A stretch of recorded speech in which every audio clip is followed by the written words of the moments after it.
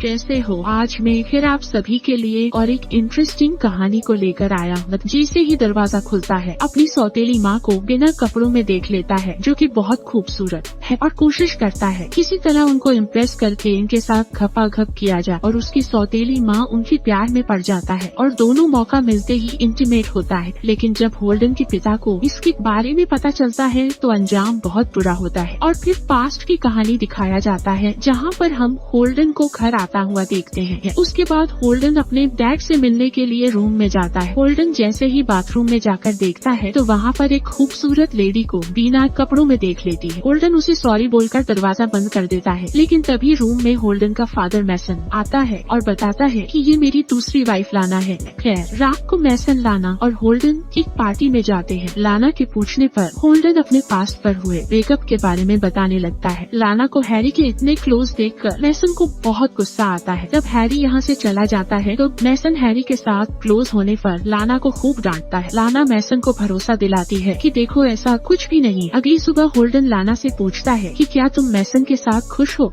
इस पर लाना कहती है कि वो मेरे साथ अच्छा बिहेव करता है। इन दोनों को बुलाता है और हेल्डन को अपनी नई कॉस्टली कार दिखाता है। इसके बाद मैसन को किसी जरूरी मीटिंग से कहीं जाना पड़ता है, इसलिए घर पर लाना और होल्डन नई कार में घूमने का प्लान बनाते हैं। लाना मैसन को लेकर अपनी फेवरेट बार में जाती है, पर बार बंद होता है, इसलिए वो डोर अनलॉक कर बार के अंदर चली जाती है और दोनों खूब ड्रिंक करते हैं। और दोनों काफी क्लोज थे और तभी होल्डन लाना को किस कर लेता है और दोनों यही इंटीमेट हो जाते हैं। मैसन इन दोनों को कार से निकलते हुए देखकर बहुत नाराज होता है। मैसन ने होल्डन को पंच मारकर दोबारा कार यूज करने से मना करता है और यह सब लाना भी देख रही होती है। लेकिन तभी होल्डन लाना के क्लोज आ जाता है और दोनों फिर से होल्डन के रूम में इंटीमेट हो जाते हैं। रात को निकोल होल्डन के घर आती है क्योंकि उसने होल्डन के साथ डिनर प्लान किया था। जब रात में होल्डन किचन में जाता है तो वहाँ पर पहले से ही लाना खड़ी होती है, जो होल्डन से कहती है कि तुम और निकोल साथ में काफी अच्छे लगते हो, और उसे मनाने के लिए किस कर लेती है। अगले दिन मैसन और होल्डन दोनों शिकार करने जाते हैं और मेसन कहता है कि शायद लाना का किसी और के साथ अफेयर चल रहा है, लेकिन मैं उस शख्स के बारे में जल्दी ही पता लगा लूंगा। होल्डन लाना को पूरी बात बताता है और कहता है कि अगर वह यहाँ पर रुका तो जरूर मेसन को पता चल जाएगा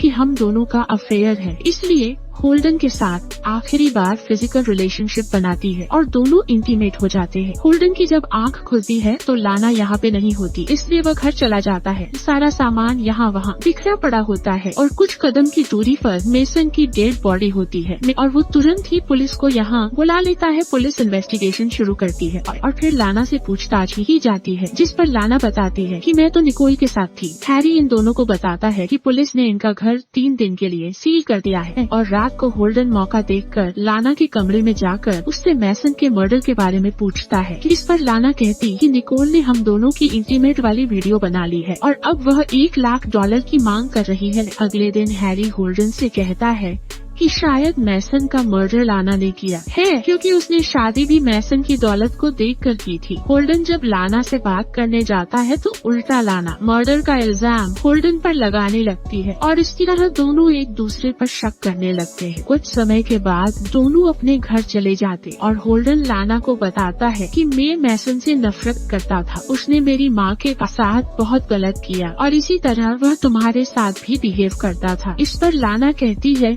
कि मैसन ने मुझे कभी नहीं मारा और उस दिन जो मेरे हाथ पर निशान था वह वर्कआउट के दौरान पड़ा था। अगले दिन लाना निकोल से मिलने जाती है और होल्डन भी लाना को फॉलो करता है और निकोल को पकड़ने की कोशिश करता है, लेकिन लाना होल्डन को ऐसा करने नहीं देती, बल्कि निकोल के साथ साथ वह खुद भी यहाँ से भाग जाती है, जिससे होल्डन समझ जाता है कि जरूर लाना निकोल के साथ मिली हुई है और इसी ने मेसन को मारा है। इसलिए होल्डन हैरी के पास जाकर उसे अपनी और लाना की इंटीमेट वीडियो दिखाकर सब कुछ बता देता है। हैरी बताता है कि मेसन की डेथ के बाद संपत्ति होल्डन के ही नाम होनी थी, इसलिए लाना को तो मेसन की डेथ से कुछ फायदा था ही नहीं, लेकिन हाँ तुम पर जरूर प्रॉपर्टी को लेकर शक जा सकता है। हैरी की पूछने पर होल्डन बताता है कि इंटीमेट होने के बाद वह सो गया था और जब आँख खुली तो लाना गायब थी। यह सुनकर हैरी को लगने लगता है कि लाना होल्डन को फंसाना चाहती है। हैरी से मिलने के बाद होल्डन अपने घर आ जाता है और जब वह लाना का पर्स चेक करता है तो उसमें होल्डन को काफी सारे डॉलर्स और एक गन मिलती है, जिसे देखकर होल्डन को भी लाना पर शक होने लगता है। लेकिन तभी लाना यहाँ पे आ जाती है और मैसन का नेकलेस पहनते हुए कहती है, यह गन मैंने सेफ्टी पर्पस से रखी है क्योंकि मैं डील के मुताबिक निकोल से मिलने जा रही हूँ और उसी को यह पैसे भी देने हैं। लेकिन होल्डन को लाना की बात पर यकीन नहीं होता, इसलिए वह लाना के पीछे जाने का फैसला करता है। लेकिन तभी बाहर निकलते वक्त होल्डन को गैराज से कुछ आवाजें सुनाई देती है, जिसे देखने के लिए होल्डन गैराज में जाता है और यहाँ होल्डन को मैसन की कार पर रखा एक नोट मिलता है जो कि होल्डन के नाम से ही बना था, जिसमें लिखा था कि होल्डन ने मेसन की डेथ के बाद खुद को भी गिल्फ में मार दिया और यह नोट खुद होल्डन ने लिखा है। यह पढ़कर होल्डन समझ जाता है कि जरूर मेसन को मारने वाला अब उसे मारने की कोशिश में है और सभी लाइट्स बंद हो जाती है और लाना गन के साथ गैराज में एंट्री करती है और फायरिंग करना शुरू कर देती है। लेकिन जैसे तैसे होल्डन खुद को बचाता हुआ लाना को पकड़ लेता है और सच बताने के लिए कहता है, जिस पर लाना कहती है कि मुझे लगा था कि गैराज में कोई चोर घुस के आया है इसलिए मैंने फायरिंग की, मुझे माफ कर दो। ये सुनकर होल्डन काफी कंफ्यूज हो जाता है और लाना से माफी मांगकर पुलिस के पास चला जाता है और यही सीन हमने स्टार्टिंग में देखा था। पुलिस को जब पता चलता है कि पहले बयान में होल्डन ने झूठ बोला था तो पुलिस होल्डन को अरेस्ट कर लेती है। कुछ दिनों के बाद निकोल पुलिस स्टेशन आकर सब कुछ सच बताते हुए कहती है कि जो ब्लैकमेल वीडियो मैंने बनाई थी वो लाना के कहने पे ही बनाई थी क्योंकि हम दोनों रिलेशन में थे। मेसन का खून करने के बाद लाना मेरे पास आई थी और लाना ने प्लान बनाया था कि वो मेसन के बाद होल्डन को भी मार देगी। फिर लाना और निकोल एक साथ हंसी खुशी रहेंगी, लेकिन निकोल अब किसी और की जान लेना नहीं चाहती थी, इसलिए उसने लाना के साथ ब्रेकअप कर लिया। सुनकर पुलिस होल्डन को आजाद कर देती है। इसके बाद हैरी होल्डन को बताता है कि असल मौत की वजह